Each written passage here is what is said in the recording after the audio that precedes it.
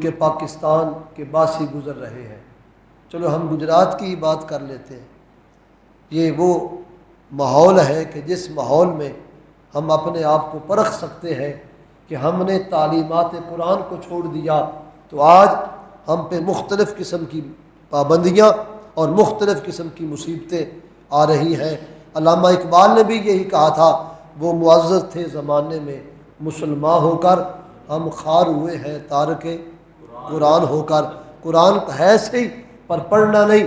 قرآن ہے ہمارے پاس، کتاب ہماری ہے، اس کی نہ تعظیم ہے نہ اس کی توقیر بھی ہم بھی نہیں کر سکتے۔ اس واسطے ان وجوہات کی بنیاد پر آج ساری مصیبتوں کے دروازے مسلمانوں کے لیے کھول دیے گئے۔ مہنگائی کا اتنا زیادہ ہو جانا یہ بھی بہت بڑی مصیبت ہے، اور پھر نااہل قسم کے لوگ ان کا تسلط قائم ہو جانا یہ دوسری مصیبت ہے۔ کس مصیبت کو؟ اور جب نااہل قسم کے حکمران مسلط ہوں، قرآن سے قوم منہ پھیر لے تو پھر اس طرح کے حالات بنتے ہیں۔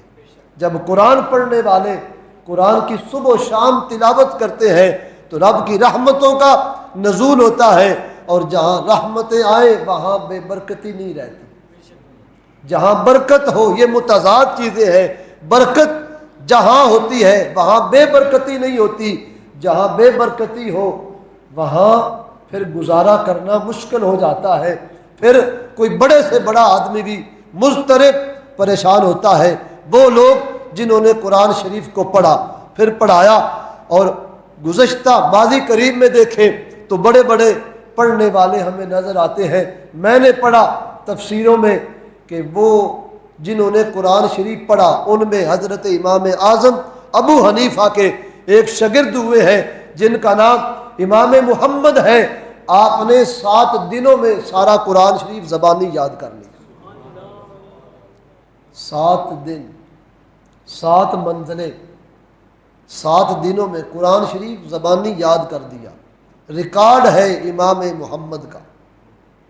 اور ان کے بعد پھر ماضی کریم میں ایک مجدد گزرا ہے جس کا تعارف امام اہل سنت حضرت مولانا اشاہ امام محمد رضا خان بریلی کے رہنے والے ہیں۔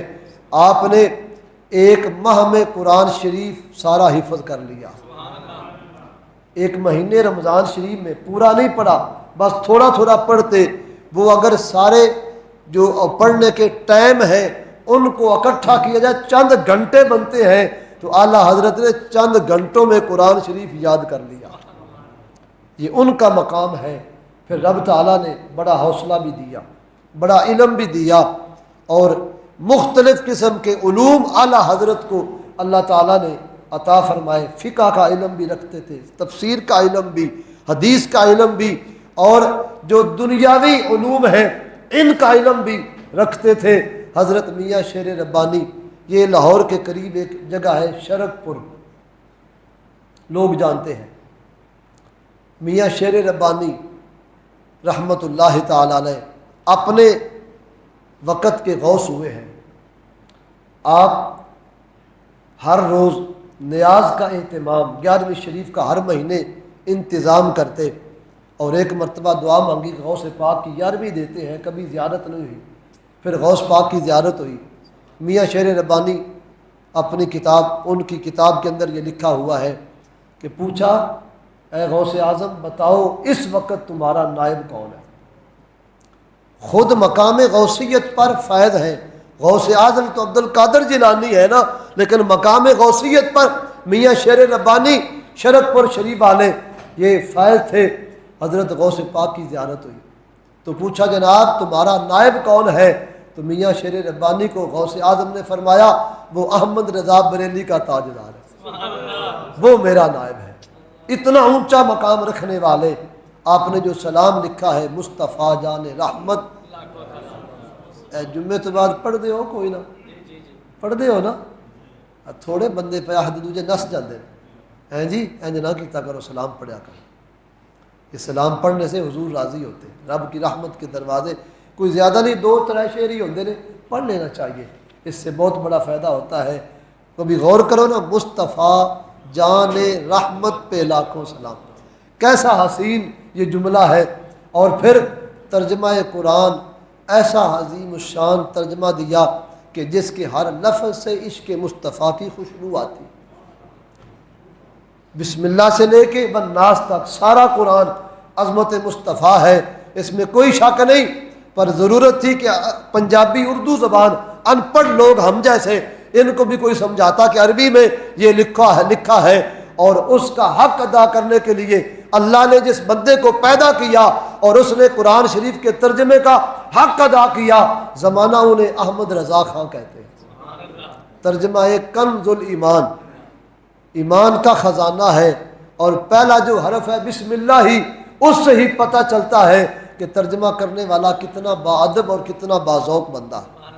لوگوں نے ترجمے کیے، آج بھی کرتے ہیں۔ کسی نے کہا میں شروع کرتا ہوں اللہ کے نام سے، کسی نے کہا شروع کرتا ہوں میں اللہ کے نام سے۔ اعلیٰ حضرت نے کہا جہاں میں ہوتی ہے وہاں تکبر ہوتا ہے، اس میں کو تو نکالنے کے لیے قرآن آیا ہے، ابھی میں لیے پھرتے ہو، آؤ سنو ہم بتاتے ہیں کہ ترجمہ قرآن کا بسم اللہ کا اس طرح کرو، اللہ کے نام سے شروع کرتے ہیں کہ جب تیری زبان کھلے تو سب سے پہلے اس کا نام آئے جو تیرا خالق ہے، جو تیرا حقیقی مالک ہے، جس نے تجھے بولنے کی قوت دی ہے، سننے کی طاقت دی ہے، وہ رب العالمین ہے۔ جب تیری زبان سے اس کی تعریف کے کلمات نکلنے لگے تو پہلے اس کا نام آنا چاہیے۔ شروع کرتا ہوں اللہ کے نام سے، 2 حرف پہلے آ گئے۔ جس نے کہا میں شروع کرتا ہوں، 3 حرف پہلے آ گئے۔ بریلی کے تاجدار نے کہا ان تینوں کو بعد میں لے آؤ، پہلے رب چونکہ ساری کائنات سے پہلے ہے، اس کا نام پہلے آنا چاہیے۔ تو کہا اللہ کے نام سے شروع کرتا ہوں جو بڑا مہربان نہایت رحم والا ہے۔ اعلیٰ حضرت رحمت اللہ تعالی علیہ اس زمانے میں فتنوں کے دور میں ایک عقیدے کی پہچان اور ایک اسلام کا معیار بننے کی حیثیت حاصل کر گئے۔ قرآن و سنت تو معیار ہے ہی ہے، شخصی طور پہ جہاں اعلیٰ حضرت کا نام آتا ہے وہاں ہر قسم کی جتنی بھی بد عقیدگیاں ہیں وہ غفلتیں ہٹ جاتی ہیں، اور وہ صحابہ کرام کا دیا ہوا پڑھایا ہوا سبق اور مصطفیٰ کا لیا ہوا وہ قرآن کا اصول اور سنت سے معمور جو پیغام تھا وہ اعلیٰ حضرت کی ذات میں جب جمع ہوتا ہے تو پھر جہاں سے عقائد کی پختگی ملتی ہے، اعمال کی تطہیر ملتی ہے، پھر بندہ الٹے راستے پہ نہیں سیدھے راہ کا مسافر بنتا ہے۔ اعلیٰ حضرت کا 24 سفر کو عرس پاک ہوتا ہے، ضرور اہتمام کرنا، آپ کے بہت سارے احسانات ہیں۔ وقت ختم ہو گیا، وگرنہ اعلیٰ حضرت کی کچھ باتیں اور بھی تھیں کہ آپ کا وہ فتاوی رضویہ 33 جلدوں میں وہ فتاوی ہے، دنیا جہان کا ہر مسئلہ اس کے اندر موجود ہے، اور اس میں کتنے کتنے صفات اعلیٰ حضرت نے حضور پاک علیہ السلام کے شان میں لکھے، کتنے کتنے صفات۔ اور جو آخری جلدیں ہیں 28ویں 29ویں جلد، وہاں رحمت عالم کے وہ اوصاف بیان کیے ہیں کہ بندہ پڑھ سن کے پھر حضور سے محبت کیے بغیر رہ ہی نہیں سکتا۔ اعلیٰ حضرت کی تربت پہ اللہ رحمتوں کا نزول فرمائے، اور ہمیں قرآن شریف کی تعلیمات سے محبت اور دل عقیدت کے ساتھ قرآن شریف پڑھنے کی توفیق عطا فرمائے۔ جس طرح کہ میں نے کہا قرآن شریف کا ہم پہ حق ہے، تو ہم چلو یار حقوق اللہ تو حقوق العباد بھی ادا کرتے ہیں، تو اس کے ساتھ کوشش کیجئے کہ قرآن کا حق بھی ادا کیجئے۔ اگر ویسے نہیں پڑھ سکتے تو 5 وقتہ نماز ضرور پڑھیں۔ اس نماز کی برکت میں یہ ہے کہ وہ 100 آیات وہ آپ جب پڑھیں گے تو آپ سے پڑھی جائیں گی نماز میں، جتنی بھی تیز نماز پڑھیں تو کم از کم 3 آیتیں تو آپ کو پڑھنی ہوں گی سورہ فاتحہ کے بعد۔